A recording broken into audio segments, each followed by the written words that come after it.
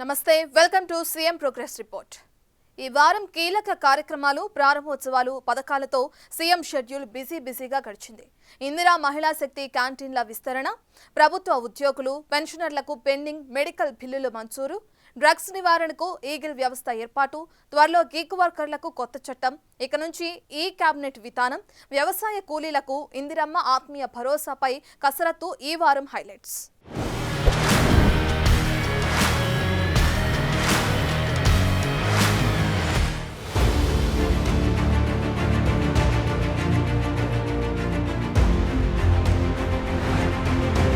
హైదరాబాద్ లో ట్రాఫిక్ సమస్యలకు చెక్ పెట్టే క్రమంలో మరో ఫ్లైఓవర్ అందుబాటులోకి వచ్చింది। రేవంత్ ప్రభుత్వం సిటీలో ట్రాఫిక్ మూవ్మెంట్ మరింత స్పీడ్ అయ్యేలా ప్రత్యేక కార్యాచరణ చేపట్టింది। హై సిటీ పనుల్లో వేగం పెంచుతున్నారు। గతంలో చేపట్టిన ప్రాజెక్టులను కూడా స్పీడ్ గా కంప్లీట్ చేసే విషయంలో చొరవ చూపుతోంది। తాజాగా 182 కోట్ల ఖర్చుతో చేపట్టిన పీజీఆర్ ఫ్లైఓవర్ ను సీఎం రేవంత్ రెడ్డి ప్రారంభించారు। ఈ ఫ్లైఓవర్ తో హైదరాబాద్ నగరవాసులకు, ముఖ్యంగా ఐటీ కారిడార్ లో ప్రయాణించే వారికి చాలా బెనిఫిట్ గా మారింది। గచ్చిబౌలి జంక్షన్ వద్ద ట్రాఫిక్ రద్దీ చాలా వరకు తగ్గనుంది। ప్రయాణ టైం కూడా కలిసొస్తుంది। 1.2 కిలోమీటర్ల దూరాన్ని కేవలం 2 నిమిషాల్లో చేరుకోవచ్చు। ఈ ఫ్లైఓవర్ 1.2 కిలోమీటర్ల పొడవు, 24 మీటర్ల వెడల్పుతో 6 లేన్లతో నిర్మించారు।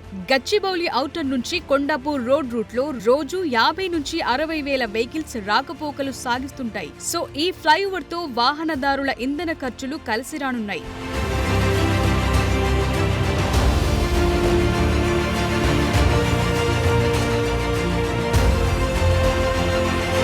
8.5 ఏళ్ల నిరీక్షణకు తెరపడింది। నగరంలో తొలి డబుల్ డెక్కర్ ఎలివేటెడ్ కారిడార్ల నిర్మాణానికి లైన్ క్లియర్ అయింది। కేంద్ర రక్షణ శాఖ పరిధిలోని కంటోన్మెంట్ బోర్డు కారిడార్ల నిర్మాణానికి ఇప్పటికే గ్రీన్ సిగ్నల్ ఇచ్చింది। ఆ క్రమంలో రక్షణ శాఖ, రాష్ట్ర ప్రభుత్వం మధ్య శనివారం ఒప్పందం కుదిరింది। ఈ ప్రాజెక్టు చేపట్టాలంటే ప్రభుత్వ స్థలాలతో పాటు సికింద్రాబాద్ కంటోన్మెంట్, హకీంపేట ప్రాంతాల్లోని మొత్తం 138 ఎకరాల రక్షణ శాఖ భూములు అవసరం। ఈ భూముల విలువకు తగ్గట్లుగానే జవహర్ నగర్ 330 ఎకరాల భూమిని కేటాయించేందుకు హెచ్ఎండిఏ అంగీకరించింది। రక్షణ శాఖ అధికారులు ఆ భూములను పరిశీలించి సుముఖత వ్యక్తం చేయడంతో ఎంఓయూ కుదిరింది। ఇప్పటికే NH44 డైరీ ఫార్మ్ వరకు నిర్మించే కారిడార్ కు హెచ్ఎండిఏ టెండర్లు కేటాయించింది। దీంతో సికింద్రాబాద్ ప్యాట్నీ నుంచి బోయిన్పల్లి వరకు ఫాస్ట్ గా ప్రయాణం సాధ్యమవుతుంది।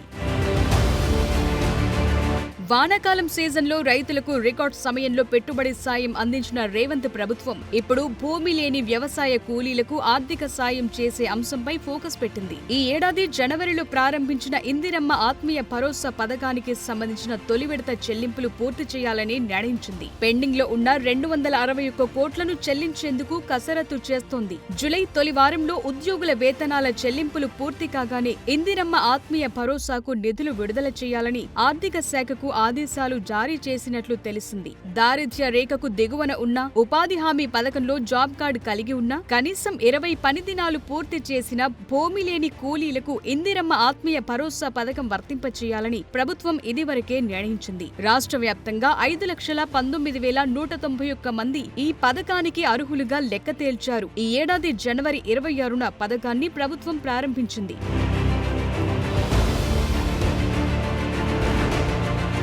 అవసరమైన ప్రతి సందర్భంలో సంస్కరణలు చేపడుతోన్న తెలంగాణ ప్రభుత్వం ఇక నుంచి ఈ కేబినెట్ విధానాన్ని అమల్లోకి తీసుకురావాలని నిర్ణయించింది। మంత్రివర్గ భేటీలోని ఫైల్స్ అన్నిటినీ డిజిటల్ విధానంలో భద్రపరచాలని నిర్ణయం తీసుకుంది। డిజిటల్ ఆఫీస్ ఈ ఫైలింగ్ విధానంలో అందుబాటులో ఉన్న బెటర్మెంట్స్ ను సీఎస్ పరిశీలిస్తున్నారు। చర్చించే అంశాల ఎజెండా, టేబుల్ ఐటమ్స్ ఇకపై హార్డ్ కాపీ ఉండవు। కేబినెట్ ఎజెండా మొదలు నిర్ణయాల వరకు ఫైళ్లన్నీ ఈ ఫైలింగ్ చేయాలని, డిజిటల్ రూపంలో భద్రపరచాలని ప్రభుత్వం తీర్మానించింది। ఈ కొత్త విధానం వల్ల ఫైళ్లు రహస్యంగా, సురక్షితంగా ఉండడంతో పాటు డిజిటల్ కాపీలను భద్రపరచడం మరింత కట్టుదిట్టంగా ఉంటుందని భావిస్తోంది।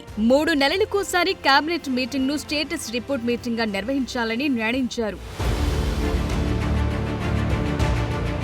తెలంగాణలోని గిగ్ వర్కర్ల సంక్షేమం కోసం త్వరలోనే చట్టం తీసుకొచ్చేందుకు ప్రభుత్వం సిద్ధమవుతోంది. ఇప్పటికే డ్రాఫ్ట్ పాలసీ రెడీ చేశారు. సమాజంలోని వివిధ వర్గాల నుంచి సూచనలు, సలహాలను స్వీకరించారు. తాము తీసుకురాబోతున్న గిగ్ వర్కర్ల పాలసీ దేశంలోనే ఆదర్శవంతమైన పాలసీగా నిలుస్తుందని కార్మిక మంత్రి వివేక్ వెంకటస్వామి అంటున్నారు. ప్రస్తుతం రాష్ట్రంలో 4.50 లక్షల మంది గిగ్ వర్కర్లు ఉన్నారని, కొత్త చట్టంలో వాళ్లందరికీ లబ్ధి చేకూరుతుందన్నారు. వచ్చే కేబినెట్ సమావేశంలో చర్చించి కేబినెట్ ఆమోదం పొందిన తర్వాత అసెంబ్లీ సమావేశాల్లోనే ఈ బిల్లును ప్రవేశపెట్టి ఆమోదిస్తామన్నారు. గిగ్ వర్కర్లకు హక్కులు కల్పిస్తామని భారత్ జోడో యాత్రలో రాహుల్ గాంధీ హామీ ఇచ్చారు. ఆయన స్ఫూర్తితోనే గిగ్ వర్కర్స్ చట్టాన్ని తెలంగాణ ప్రభుత్వం తీసుకురాబోతోంది. గిగ్ వర్కర్ల సామాజిక భద్రత కోసం సంక్షేమ నిధి కూడా ఏర్పాటు చేయాలని ప్రభుత్వం ఆలోచన చేస్తోంది.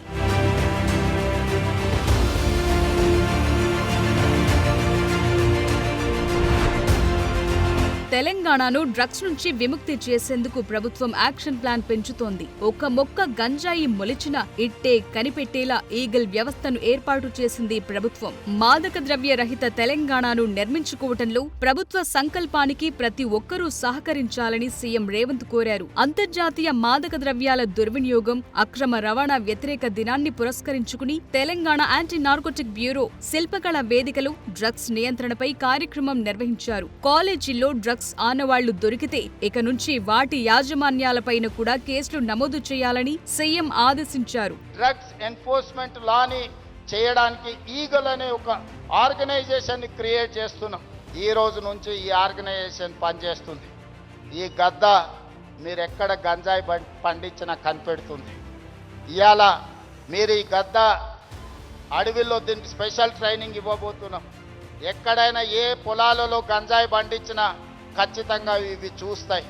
తెలంగాణలో ఉండే 1,50,00,000 ఎకరాల వ్యవసాయ భూముల్లో ఎక్కడైనా గంజాయి మొక్క మొలిస్తే కూడా ఈ డిపార్ట్మెంట్ గుర్తుపడుతుంది.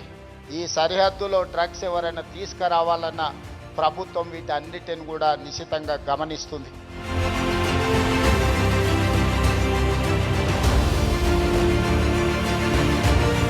తెలంగాణలో ప్రభుత్వ ఉద్యోగులు, పెన్షనర్లకు రాష్ట్ర ప్రభుత్వం శుభవార్త చెప్పింది. ప్రభుత్వ ఉద్యోగులు, పెన్షనర్ల మెడికల్ బిల్లుల బకాయిలు మంజూరు చేసింది. 180.38 కోట్ల రూపాయల బకాయిలు చెల్లించినట్లు డిప్యూటీ సీఎం పట్టి విక్రమార్క వెల్లడించారు. దీంతో 26,519 మంది ఉద్యోగులు, పెన్షనర్లకు ఊరట లభించింది. గత ప్రభుత్వంలోని పెండింగ్ బిల్లులను క్లియర్ చేశామన్నారు. తెలంగాణలో తీవ్ర ఆర్థిక ఇబ్బందులు ఉన్నప్పటికీ భారీ ఎత్తున సంక్షేమ పథకాలు అమలు చేస్తున్నామన్నారు.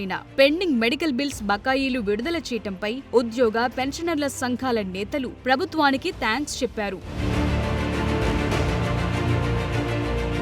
హైదరాబాద్లో 150 ఇందిరమ్మ క్యాంటీన్లు రాబోతున్నాయి. శిథిలావస్థకు చేరుకున్న ₹5 భోజన కేంద్రాలను తొలగించి వాటి స్థానంలో 10.7 కోట్లతో కొత్తవి ఏర్పాటు చేయాలని జీహెచ్ఎంసీ నిర్ణయించింది.